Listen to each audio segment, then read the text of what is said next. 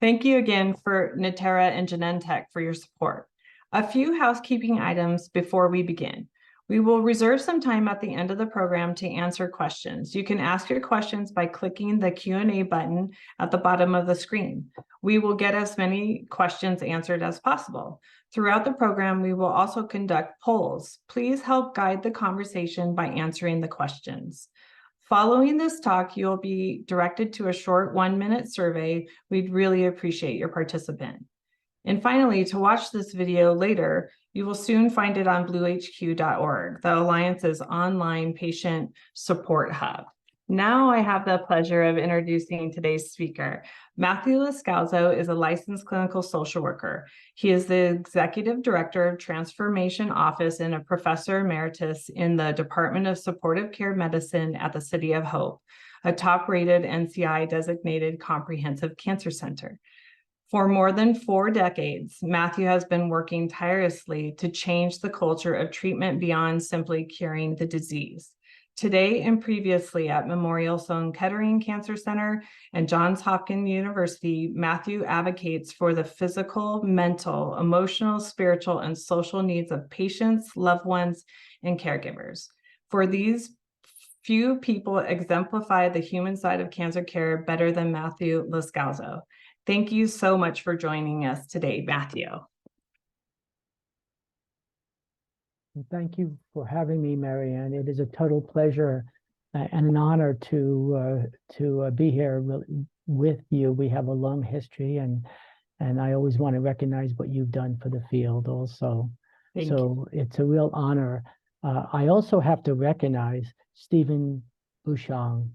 I sent him slides, and he turned some pretty basic slides into very artistic ones and ones that are a lot more fun than mine would have been. So thank you, Stephen, for your fine work.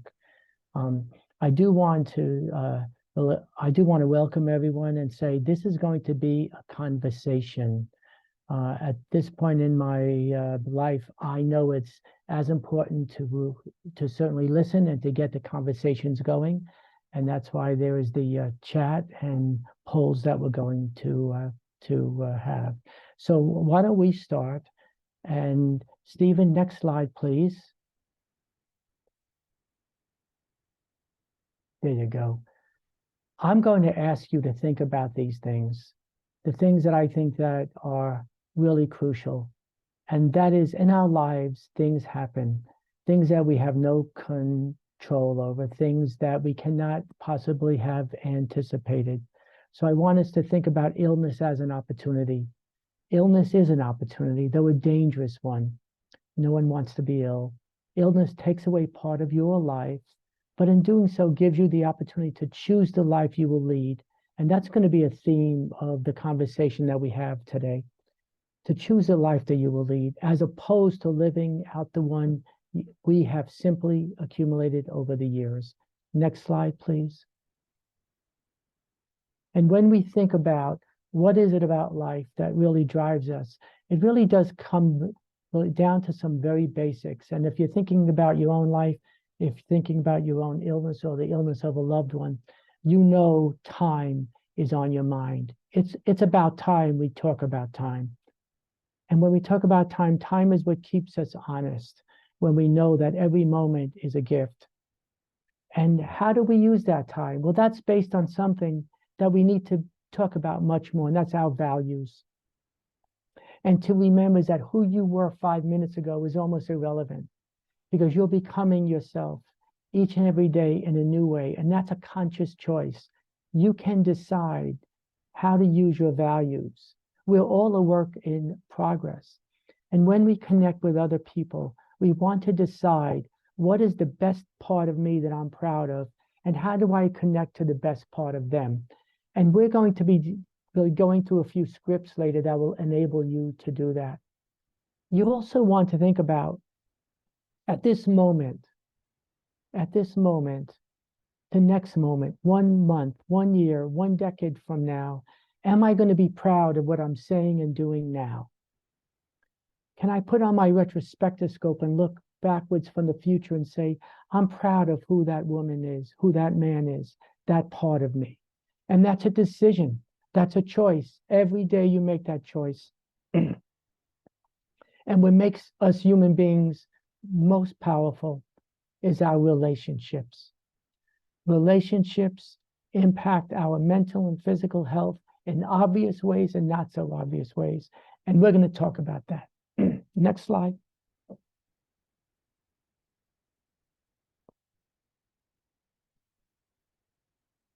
Sometimes even I stand in the middle of the room and no one acknowledges me. Well, here's the elephant in the room. And today we're going to have the audacity. Today we're going to have the courage, but also the opportunity to talk about the elephant in the room. Next slide. And let's pull in the rest of the team. This is a poll, and we're asking you, what is the hardest and yet important topic for you personally to talk about? Is it pain? Is it learning about a prognosis? Is it controlling toileting behaviors? Is it feeling down or depressed? Anxiety, sexuality, finances, dying, or something else that you might want to put in the chat? So please vote now. What is the hardest thing for you to talk about? You just can choose one. Take your time.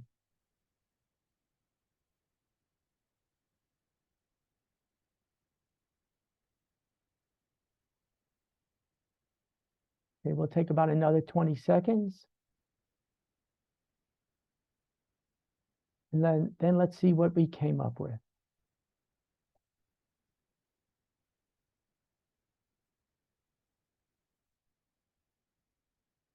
Okay. Okay, this is very helpful. Let's all just take a step back and look at the responses that we have. And if you see what jumps out at you right away, the two highest scores that I'm seeing here is dying and prognosis. And I don't know how we could live our lives without being aware that time is finite, that the relationships that we have are finite. And as we think about those, the two top ones, prognosis and dying, how is it that we do not have more conversations openly and honestly? How can we deeply love each other, deeply protect each other, support each other in deeply meaningful ways if we're not talking about the elephants in the room? Because it's talking about these things that give us the opportunity to decide that I want to be proud of myself today and tomorrow and next year. And I want to be certain that if there are regrets that I can avoid, things I should have said that I did not, apologizing for things that I said that I'm sorry about, or actions that I did that I'm not so proud of. Questions like this. And I'm just blown away by the lowest scores here, just jump out at you. It's pain and finances. And, you know, as I look at this, these are the lowest scores.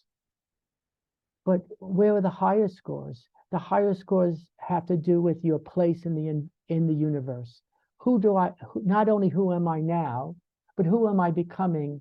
And am I going to be proud of how I act today, tomorrow, and over the next decade if I'm still here? So let's go to the next slide. I want to thank you for your courage to answer those questions in the way that you did. And you can, of course, put whatever statements or questions you have in the chat, and we will try to get to as many of them as we can. So everything we talk about today, you could do tomorrow. Okay, this is not going to be a philosophical conversation. This is going to be in the real world talking. And I'm 71, so I don't have time to waste time. And if you're 21, you don't have time to waste time either. None of us do. So what are some of the practical things you could do when you get home today, or if you're already home, you could start? And it starts with you, of course. And Stephen has gotten this beautiful picture of the ripple effect. And the ripple effect is, this is how I think about it. In the palm of your hand is you. You're the center of your life. And then you think about the ripples, and it usually goes to family and friends, and with the illness, the healthcare team, who and what is in your community, and where is your place in the environment. But what you control most is in the middle of your hand. It's in your hands. What you can control most is how you respond and how you act, and the commitment you make to try to work to be proud of what you say and do from this moment forward. Next slide, please, Stephen.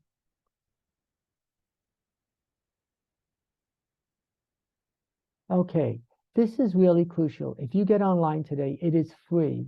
The Surgeon General has pointed out that there's an epidemic of loneliness and isolation in our country.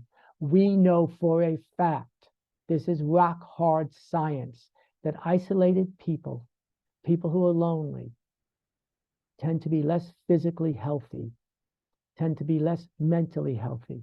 And this is something you have some control over. In the community, you have some control over this. This is an important study. Next slide, please. So since we said social isolation matters, well, what are we going to do about it? And one of the things that we need to do is to think about, how can I be a wise and healthy person in all my interactions? And that forces you to look at your values. What are your values? And think about your personal values and how they play out in your life, and are you living your values? Articulate what you're trying to achieve with your behavior. This is communication, communication, communication. It's the small and big elephants in the room. You want to articulate to people why I'm sharing this information with you. Why am I doing what I'm doing? And then they can come back to you and they can say, well, that's not the impact that you're having. This is how you can have the impact of making me feel like you love me. I can count on you. You will support me and I will support you. But the intention is not good enough. You have to understand the impact. So it's important to know, what are you trying to achieve? But it's also important for you to say, well, this is the impact this is having on me. When you shut down and don't talk to me, it makes me scared. It makes me feel more isolated. It makes me feel more alone and depressed. I need you to lift me up. Let's lift each other up. Let's try to understand each other's motivation and not mind reading. No mind reading. None of this, oh, I know why you were doing this. Well, mind reading is dangerous. And remember, in relationships, when one person wins over the other, whether it be siblings or marital partners or lifelong partners, when one person wins over the other, the relationship loses. And the biggest hedge against isolation and loneliness is another person. You want to stay in the present and don't focus on past hurts or conflicts unless they're still being acted out and you have to talk about them. If that's the case, bring them up and talk about them. Accept that communication takes time and it's more than once. Focusing on who is right means you both lose. That's really important. It's not a sport. It's a relationship. And one of the most important and powerful ways that you could start these conversations is with I statements, I messages. Start with saying how you experienced the situation. And I have some scripts later that I'll share with you.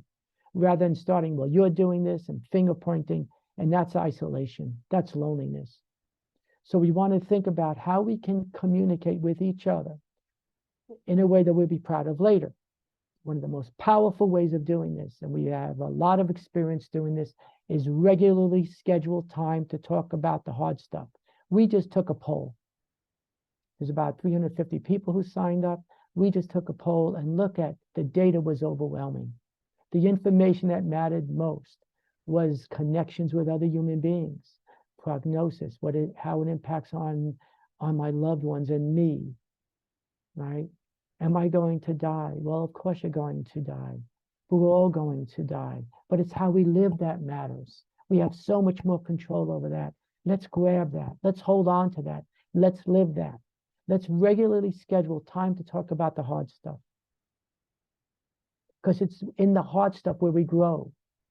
When we're feeling good. Growth doesn't happen there. Growth happens in the stretch, when we're stretching to be better people. Now, if I say anything that upsets any of you, put it in the chat. Let's hear about it. Next slide, please, Stephen. Which statement is closest to your understanding? So now we're going to have another poll. And I want just to go through it quickly. Cure is likely. Cure is likely, and is in the range of 50-50. Cure is possible, but not likely in the range of 26%. The goal is to control the disease, controlling. And then the final one, cure is not at all likely and is in the range of 0 to 25%. The goal of treatment is to focus on comfort, time and family, quality of life. Where do you see your situation there as a patient, as a partner, as a family member?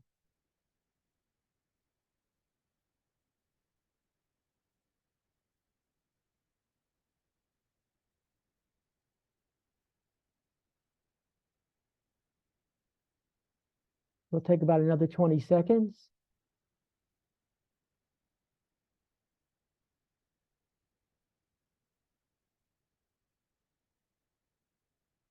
Thank you, Stephen. So why is this question important? Where I work, we ask patients and partners this question before they even meet with the physician. Because what we're trying to understand is how patients and family members understand the medical situation. If they have different understandings, they're not going to be communicating. They're going to have more than only one elephant in the room. They're going to have a herd of elephants in which nobody's heard. And it's really important that we take a step back in our own lives. Everyone should be asking themselves this question, especially when illness is there, because it's all about who we are as human beings, because it affects our values, how much time we think we have, and getting facts. And with cancer, facts really matter. It's also important, if you ask yourself this question and have a family member or a partner answer this question, it's also important to be on the same page. So when you meet with the physician, you could say, whoever she or he is, you could say, this is our understanding. Doctor, is this your understanding? Because you know the medical situation best. All of a sudden, the honesty within your family, with yourself, with your healthcare team increases. And where there is honesty, there's more safety and confidence that at least you know what's going on. Because trying to guess is just too hard with this illness. Knowing where you think you are enables you to connect with others on a much deeper level. Next slide, please, Stephen. And I want to thank you all for being so incredibly honest with your answers. These are not easy conversations to have. So if I'm going too fast, please do let us know in the chat. But the conversation does start with, whoa, way too much information. And we have information coming at us from all places. But the bottom line is your treating physician, as it relates to clinical trials, as it relates to ongoing medical care, your treating physician is the person who knows most about your care. Next slide, please. Whoa, does the doctor hug?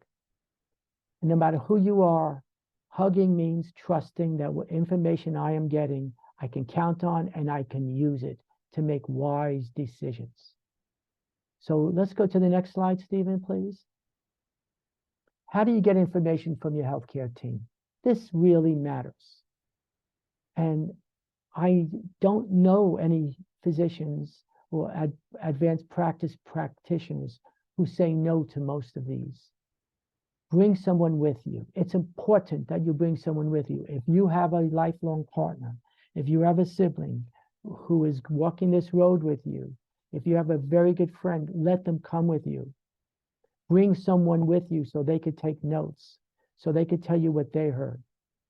You should list the questions, write them down, and prioritize them. Prioritize your questions so the hardest questions get answered first, not last. Put the hardest questions first. And this, everything I'm saying here, if you're having a conflict with anyone in your life, some of these topics, some of these interventions, some of these behaviors, especially the top ones, always ask the hardest questions first. Don't wait until you're walking out the door or you're running out the clock. Repeat back your understanding for clarification. Ask if you can record the sessions. On all smartphones, you can record now and record it so you can listen to it and share it with your friends and family. And here's a big one that I see people make errors with. Doc, give it to me straight. And then 2 seconds later, that person is saying, you're so insensitive. You're an uncaring doctor. Be honest how you take information. If you're the kind of person who likes little packets of information at a time, say that. If you're the kind of person who just wants to focus on the positive, say that. If you're the kind of person that really wants to know honestly and blunt information scientifically, say that. And you're more likely to get your needs met. Communication cannot be overstated in its value. When you get test results, always get copies of your own, in case if you want to share them with someone else and get a second opinion. Don't apologize. I always say when I go to the medical visits, I say, I'm the kind of person that needs a lot of information. So I'm going to want a copy of my tests. And yes, I see that you're busy, and I'm still going to wait for my copies. And now some people can actually go to the institution where they're being treated and go onto the website, and you can go into their portal. That's a good place too. But I like my own hard copies because I'm old. The internet is really helpful if you are cautious. The internet is wonderfully horrible. It's dangerous because people with opinions are usually the people who state things the strongest. I know for a fact. Well, where is that fact coming from? We are really lucky that we have the National Cancer Institute. You can go on their website and ask questions, and you can call them. And the facts as we understand them, the science is there. Next slide, please, Stephen.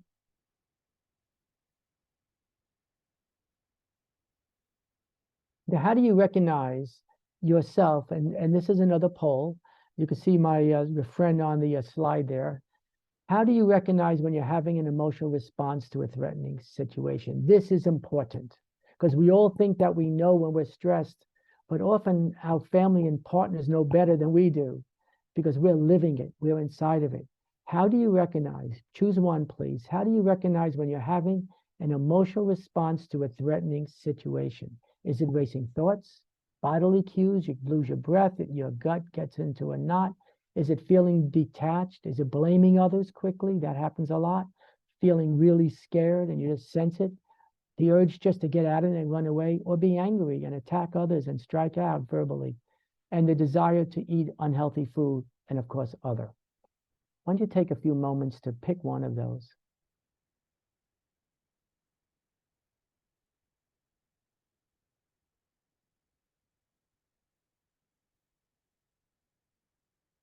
Okay, let's take another 15 to 20 seconds.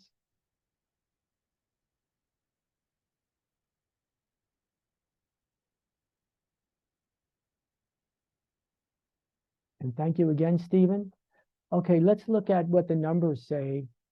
The numbers say bodily cues I see that as being the highest. Team, if I get it wrong, stop me. I'm a man who needs to be stopped. Bodily cues is right.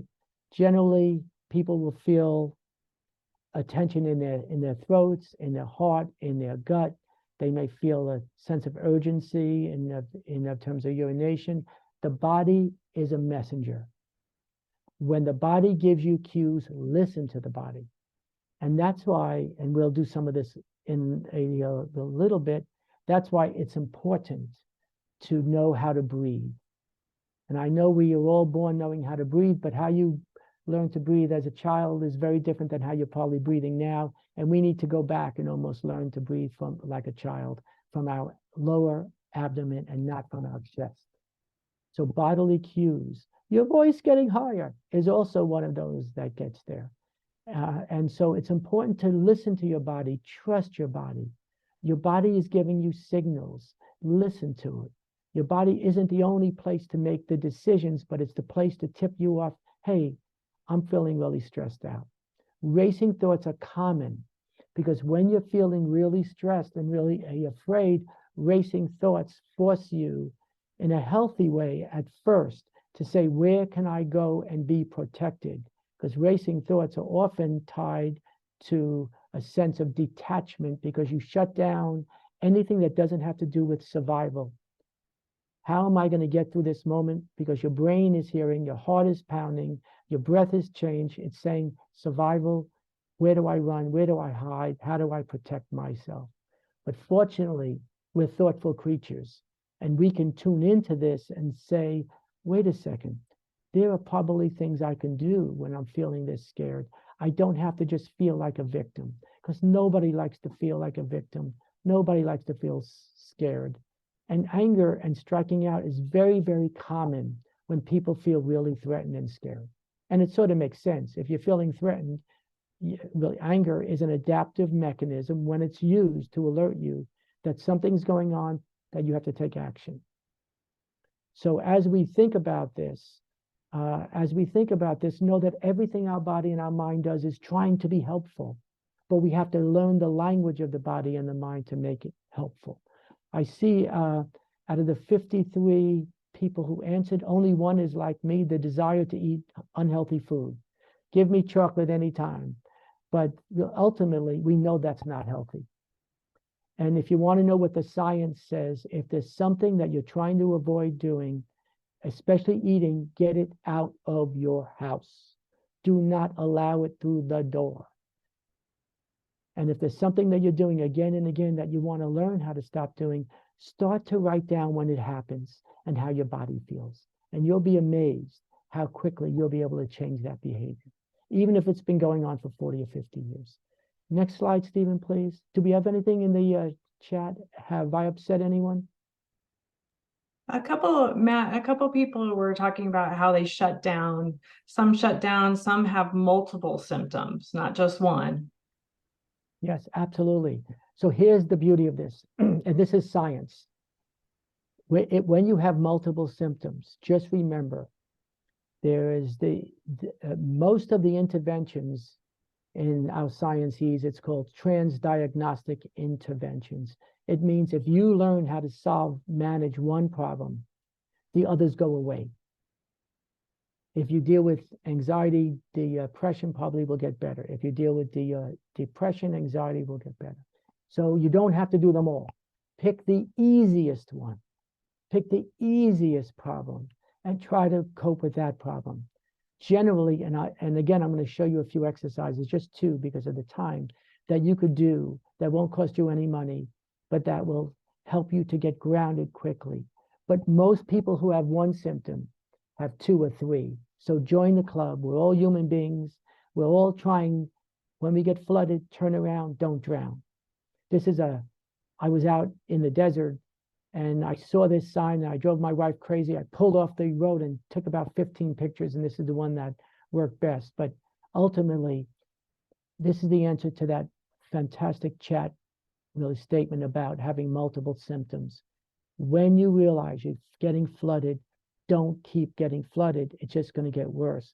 Take a step out, take a step back, shove your finger immediately in your belly button and start moving your hand up and down. If your chest is moving, you're not doing it right. You got to move your hand up and down, put your finger in your belly button. Now, let me tell you some insight into someone who works with people doing this all the time, meaning people, meaning me, meaning others. We're all human beings really struggling to do our best. We're in it together. And that is, if you are able to take a step back and begin to breathe from your abdomen. Now, the big fault that many people have, and it is a fault, they think about doing the relaxation exercise. They think about exercising. They think about ridding their house of food that's not healthy. They think about it, and they thought that they did it. So at least when you're breathing, at least give your breath a chance. Put your finger in your belly button. You could do it right now. And just push your hand out. And if your hands are not moving out, you ain't doing it.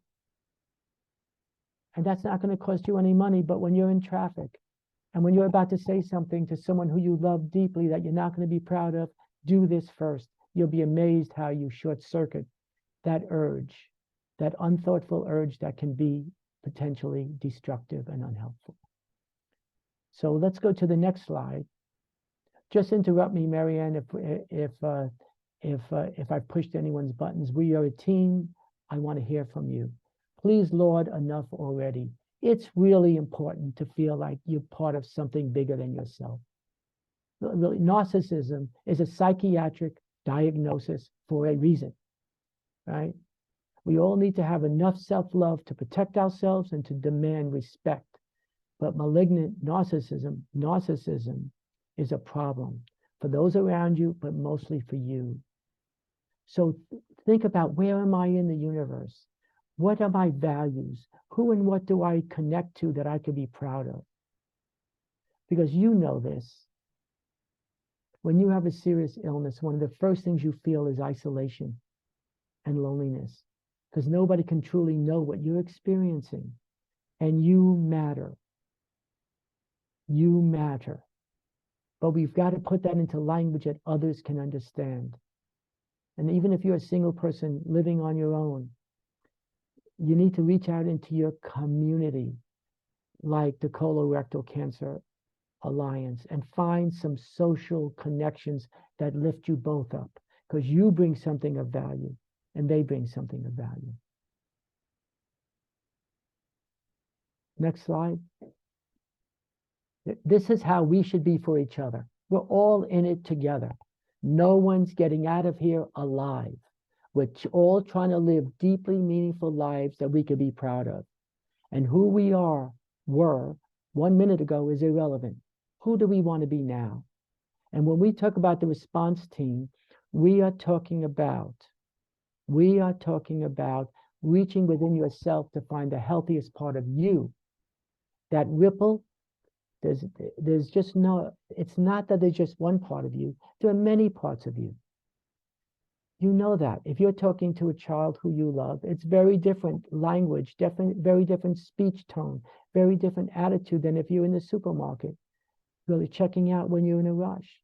If you have a pet who you deeply love, you know when you talk to that pet, you talk to that pet probably in a way that people will take you off to the loony bin, because you love that pet so much. You change your voice, you change your attitude. We're all humans, but we have multiple pieces of ourselves, and we can decide what part of myself do I want to build muscles with? What part of myself do I want to practice and say to people who care about me, when I do this, remind me that I'm doing it because I want to do more of it. Can you help me to do that? Because that will make me a better person, and that will make us all better people.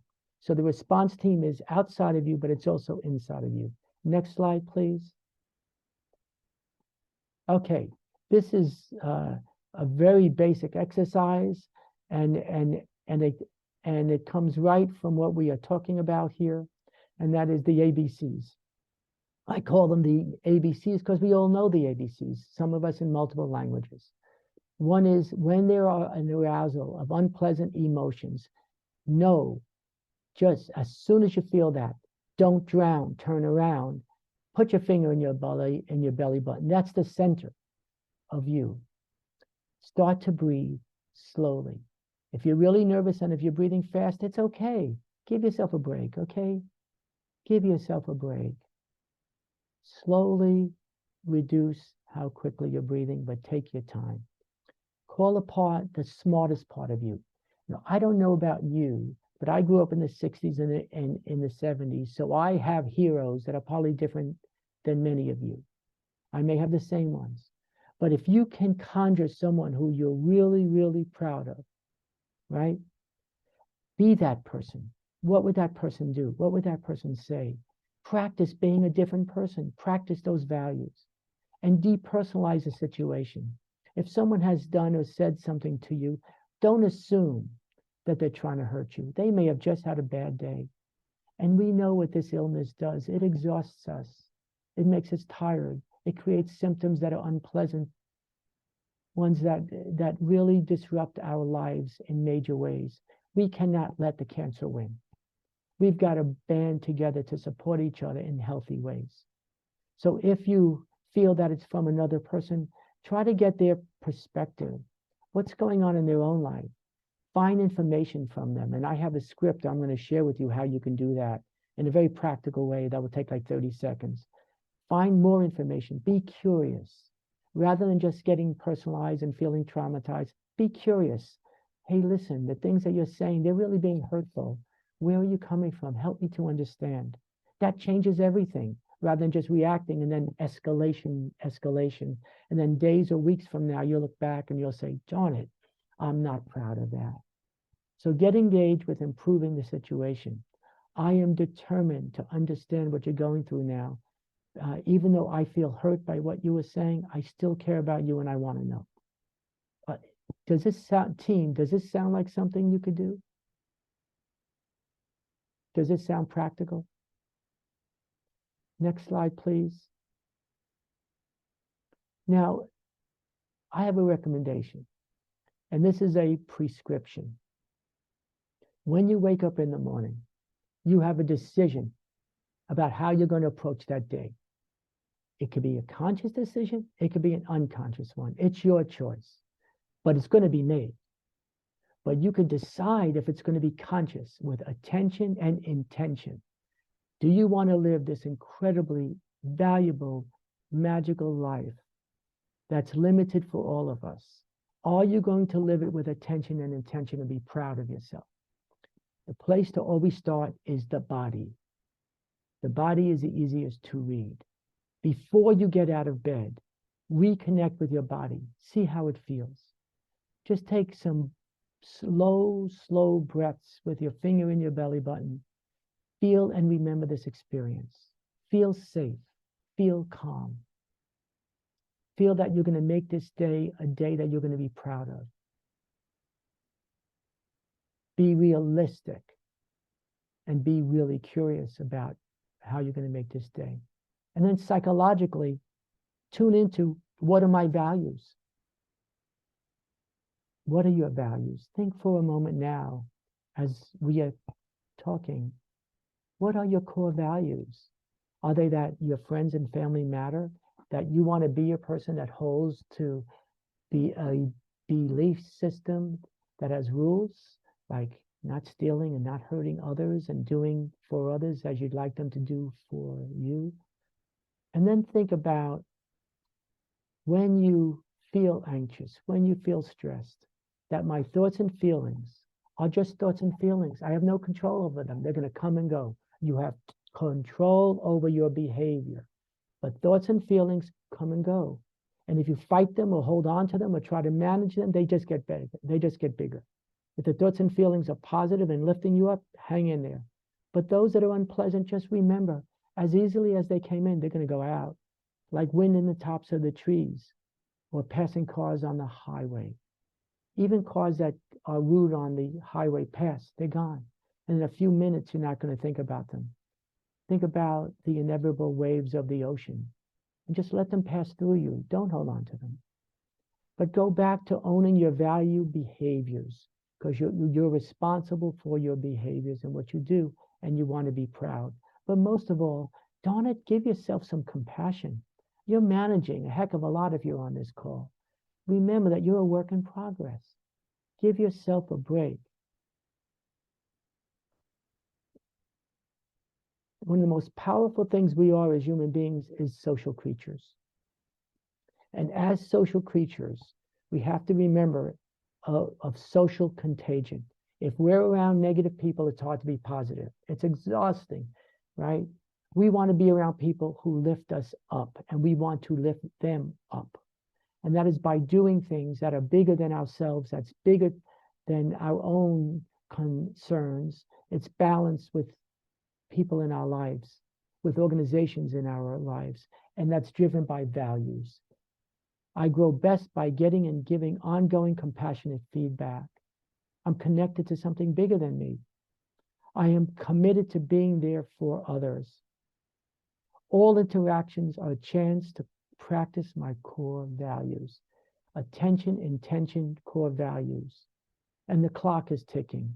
That person in front of you, you have no guarantee when you're going to see them again, or friends at work, or family who live far away.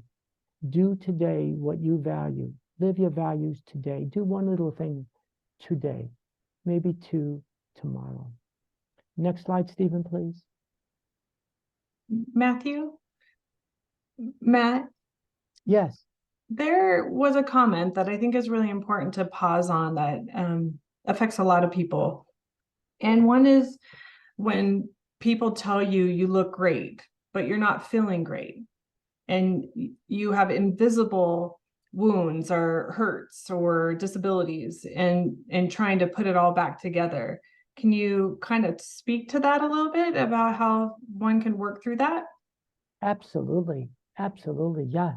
Thank you for saying that. I am not able to see some of the chats or really any of them because they come up and go. Thank heavens we have Marianne to help. So if I don't respond to the chats, it's because I really just didn't see it. When you want to say, you want to know that they're trying to make you feel good and they come from a good place, a caring place. They may also be nervous and they don't know what to say. So have compassion for them and be honest. I'm glad you're saying that I look good.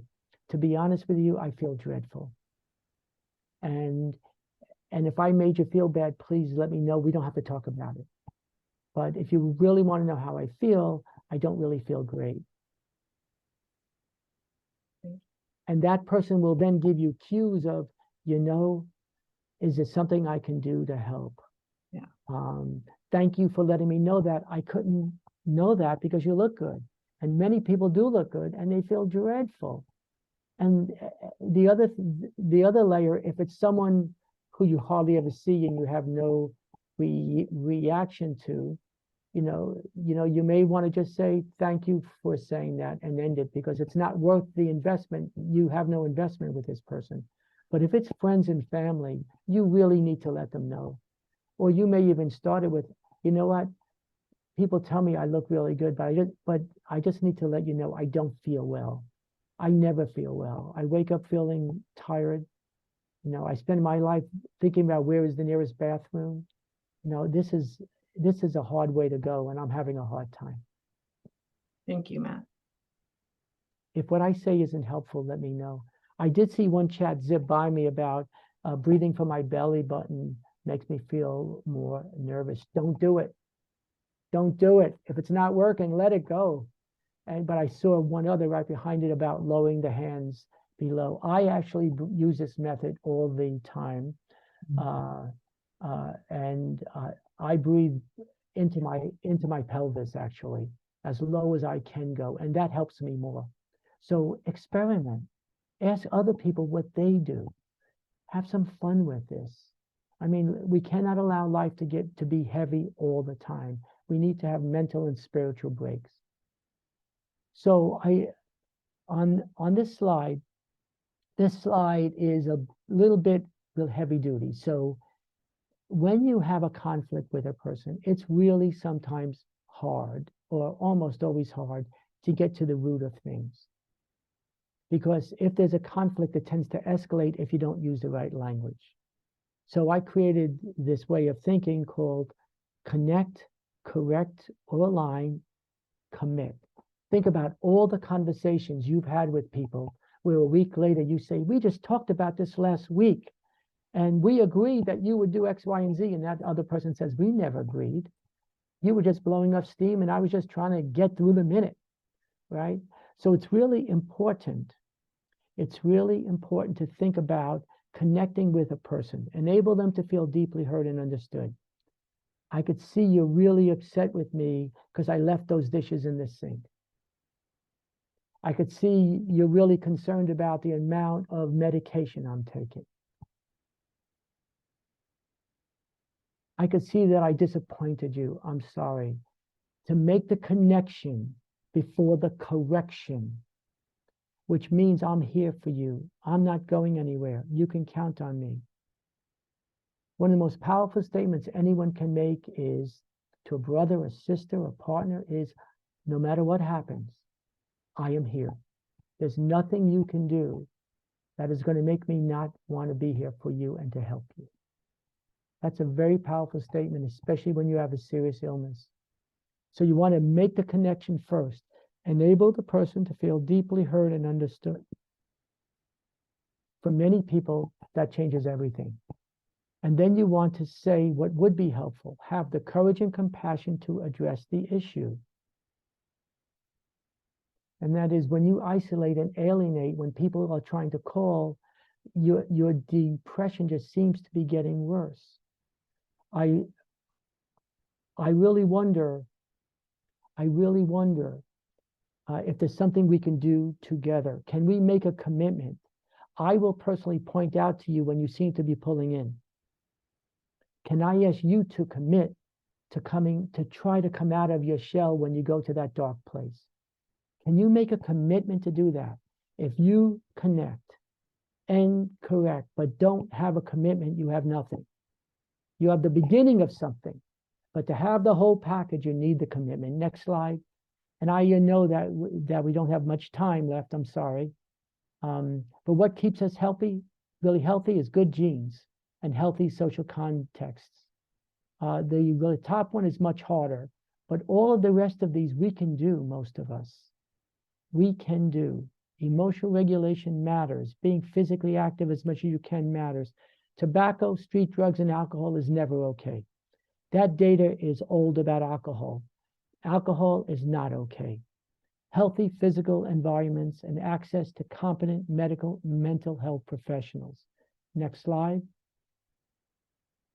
Okay, things we could do right now. Reach out to others to share your concerns. Isolation breeds distress, depression, and a shorter life. Surround yourself with those who you love and who are capable of loving you back. Do not allow yourself to be in unhealthy relationships. Decide to spend more time with people who are psychologically as healthy or healthier than you. Do more of what you like to do and less of what doesn't bring you joy. See yourself as part of a bigger picture. And every day, write down just 2 or 3 reasons why it's great to be alive. Next slide. Let others in. They really want to help, but there's a way that you have to let them in. Clearly define where you need help. I had a patient who loved carrot juice. We had the neighborhood making him carrot juice. His wife hated making carrot juice. When people ask, what can I do to help? Have a list in your pocket or in your wallet or in your purse that says, well, we really need help getting him to his treatments on this date. Can you do that? Families and friends need specifics, and they need for you to assign them. Create a list where you can share the need, identify the resources: food, mental health, home health care, spiritual, housekeeping. You'd be amazed. People want to help you. Let them help you. They want to feel like they're part of giving back. Next slide. Next slide. This is an important slide. These are crucial resources that that are free, that provide important information, dependable information that you can count on. Next slide. Okay, can we go to the next slide because of time? Because I want to give people time. And here's my final slide, but think about this. In our day, throughout our day, there are things that happen. These are the stimulus. Things just happen. And there's a response that we have. It's in between something happening and our response. It's in that space is our power to choose our responses. Don't drown, turn around. In our responses lies our growth and freedom and our sense of being proud of ourselves now and in the future. So why don't we open it up to other questions, and especially anything that I may have said that upset anyone. Let's talk about it. We're a team. Matt, one theme that I keep kind of seeing is about people that have a hard time not just saying they're okay all the time, right? Really, and also expecting more people to move forward and come help them when they're not. And so what can be some tools that people can use to reach out to their families and their friends and their coworkers when it's not natural for them, or they expect them to come to them? Yeah. Well, people offer help in such obtuse, confusing ways that it's sometimes hard to understand if they really mean it. So that's why even with someone who says you look good, that could be a person who may really want to help. It may be a person who's trying to shut you down and say, I don't want to hear it, but you don't know. But you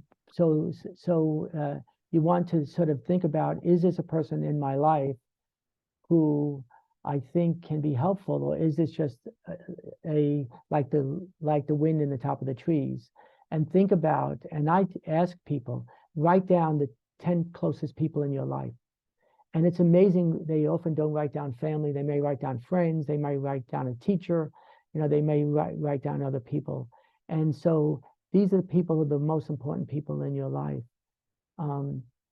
It may be important to reach out to them and to say, I want you to know I see you as an important person in my life, and see what they offer. Because some of them may offer you money, some of them may offer to bring food, or let's go out for a walk. Let's go and have lunch, or take it out because you're more comfortable eating at home. Totally understand that. So I think here it is. It's us. It's you. It's me. It's us. We got to start from the center, from the core, from that first ripple. We have got to be personally accountable for our own mental and physical health. And that means being connected to more people and resources. If a person feels like they don't have a lot of people in their inner circle that they can talk to, what are your thoughts on support groups and peer-to-peer programs and education, webinars? I'm saying that because we're on that, but some people are also intimidated by support groups or therapy. Is there something you could say a little bit about that? Sure. This is really crucial, and this is whoever brought this up, thank you. This is really crucial.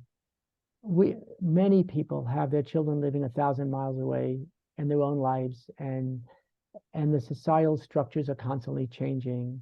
But the bottom line is, it's up to us, it's up to you, it is up to me to create a healthy environment. The first thing I would personally do is talk to someone who does this every day. Talk to a social worker or a marital and family therapist in the cancer center. Talk to a psychologist, talk to a psychiatrist in the cancer center, because they're going to know resources that the community-based people don't have a clue about, such as that wonderful slide that Marianne made.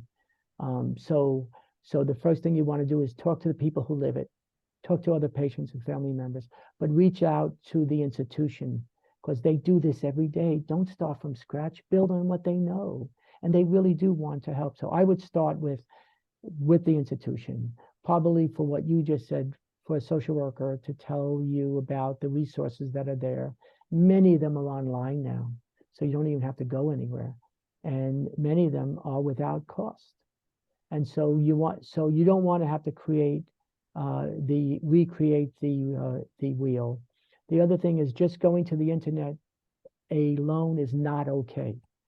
You need to go to the internet, find some of the resources, then check it out with the professionals and say, do you know this one? Is this a good one? Is this a trustworthy one? Anyone who's trying to sell you anything, be careful. And then there's also a comment about, as we're living longer with cancer, that some families and friends don't continue to ask. It kind of fades away and they fade back. Is there any recommendations you can make around that? Yes, absolutely. I hear this frequently, actually. I've been in family sessions where the patient will say, I still have cancer, and the family may be exhausted by it or not know what else they can do to be helpful. And that's why I do think in those kinds of circumstances, it really is, if you're feeling that sense of isolation, see a counselor. Counselors for cancer. It's not because of mental illness. If you have mental illness, let's deal with that too. But most people who have cancer do not have mental illness.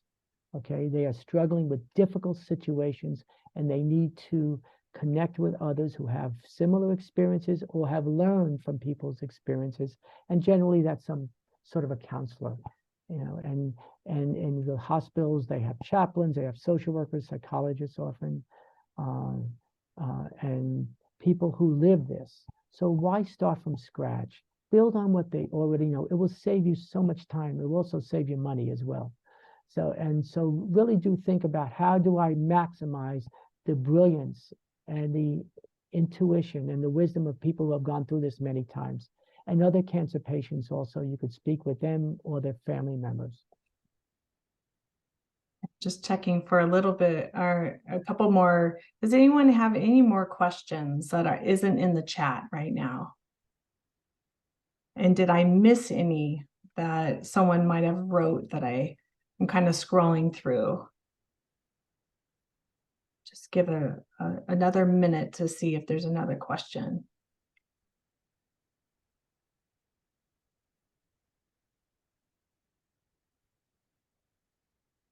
Okay, it looks like we reached all our questions, Matt. Anything else that we didn't cover that you thought of that we might want to share? One last comment. Well, I just think the power of this conversation with this group of people at this group of time is filled with the potential to support each other, to do well, and to learn. And by these questions and by the polls, I am certainly learning. And I want to thank you for being so courageous and being so honest and being so open. I also want to thank you, Marianne and Stephen, for inviting me. Okay, there's actually one more, Matt, if you don't mind. That's a really important question. Is what about for those that don't want to seek professional help? Is use some of these techniques that you talked about today, or any other ideas for those that don't feel comfortable reaching out? Well, that's why I like to do these webinars, because they're so smart. I mean, that's a brilliant question. The bottom line is you have to know who you are, but you also have to know who you are is not necessarily who you can be in 5 minutes or an hour. Just explore why you don't want to talk with a professional. It's talking with a professional about cancer, about something very specific like this, is different than what you're seeing in the movies with Barbara Streisand being the psychiatrist. Okay, it's not like that. They don't sit there and just do They lean forward, they lean in, they're with you. They say, let's look at where we can help you, how you can lift yourself up. Let's connect you with resources or ideas or even thoughts that can help you. So if I were that person, I would think about, why do I not want to speak with someone about this? And just to try to be honest. And you can call one of these counselors and say, I don't want to see a counselor. I'm uncomfortable. I just want you to know that right up front, and see what they say. And if they don't come back at you with something helpful, then you're right. This is the wrong counselor. Really. Thank you, Matt. That is all the time that we have today. Thank you, Matt, for spending time with us on this important topic. It obviously is very important as we keep having comments come in, and everyone is very grateful and thankful for your discussion today and conversation. And just for the group of people listening right now and watching, is you're going to be able to watch the video later if you'd like on Blue HQ, the Alliance's online patient support hub. And thank you, everyone, for attending. And please stick around to answer the survey questions. It really helps us to grow the program designed specifically for you. Thank you again, Matt, and thank you, everyone, today. Have a great day, everyone. And do the evaluations. Yes, yes. Thank you.